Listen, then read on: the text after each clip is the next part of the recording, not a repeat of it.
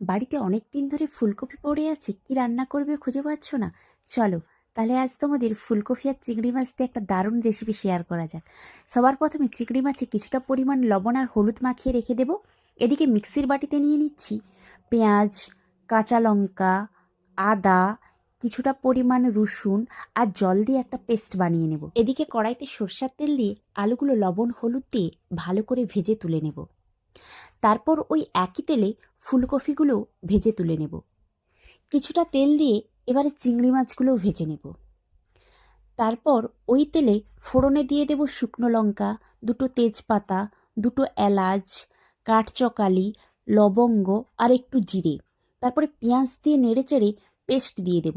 তারপরে দিয়ে দেব হলুদ গুঁড়ো, লঙ্কা গুঁড়ো, কাশ্মীরি লঙ্কার গুঁড়ো, ধনে গুঁড়ো, জিরে গুঁড়ো, স্বাদ মতো চিনি দিয়ে ভালো করে কষিয়ে টমেটো পেস্ট দিয়ে দেব।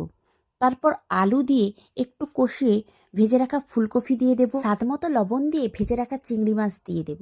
তারপর নেড়েচেড়ে পরিমাণ মতো জল দিয়ে ওপর থেকে ফালি করা কাঁচা লঙ্কা, কিছুটা গরম মশলার গুঁড়ো আর 1 চামচ ঘি দিয়ে একটু ফুটিয়ে নিলেই কিন্তু রেডি এই চিংড়ি মাছ আর ফুলকপির কালিয়া।